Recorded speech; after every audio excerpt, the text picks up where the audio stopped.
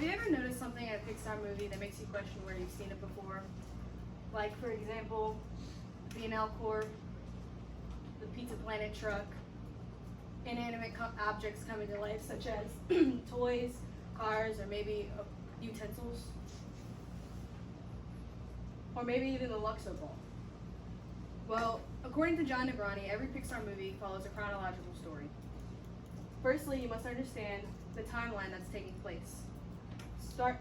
Beginning 65 million years ago, following a dinosaur named Arlo, who's the first example in the storyline who shows the intelligence of animals, all the way to around the year 5000, following two best friends and a misplaced child.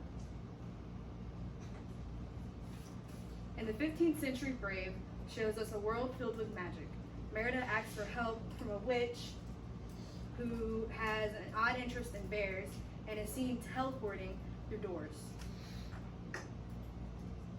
Cut to 1950 Incredibles, where the government has created superheroes by harnessing human emotions. Syndrome has created an AI technology that harnesses the superheroes' powers in order to destroy them. However, the AI technology self-actualizes and becomes so intelligent that it creates a large corporation called B&L. B&L enters the toy company and is seen creating batteries and toys and such as those. And these toys harness the human's emotions and come to life. Wait, what? Due to mass industrialization, the earth becomes polluted.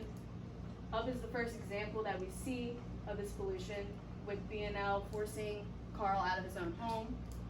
Also in Up, we see the last descendant of Arlo, which is Kevin. Flash to 2015, where we see 11-year-old Riley. She is seen to have a happy childhood memories. This is majorly due to her imaginary friend Bing Bong. Over time, the pollution and trash has reached exceeding limits. This caused B&L to move humans to space in order for robots to incinerate the trash in 5 years. However, this causes more pollution, so it takes 700 years. During this time, cars have come to life due to their owners' memories and taking over their daily lives. However, this time we find out there's a power shortage, which causes the cars to have a shelf life. After the cars have all lost power and Wally saves the humans, they return to Earth. However, the excess pollution mutates them into the beings we see in Onward. In the year 5000, where we follow Sully and Mike in Monsters, Inc., the scare floor uses doors in order to travel to children's closets to harness their fearful power. This is where we meet Boo, or in the human world I should know as Mary, who sneaks into the monster world and introduces the power of child happiness.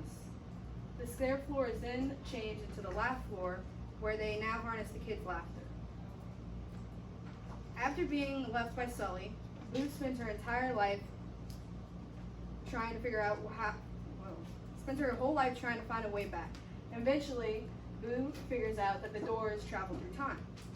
However, she travels too far and gets trapped in the 15th century. With this piece of information known, I can explain the importance of Inside Out.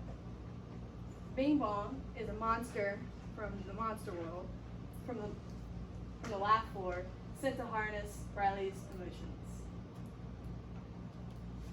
As each Pixar movie is released, John Negroni and many other theorists continue to build this universe timeline. Hope you enjoyed learning the ways these movies intertwine as much as I did researching it, and be sure to stay on the lookout for other Easter eggs through the new and old.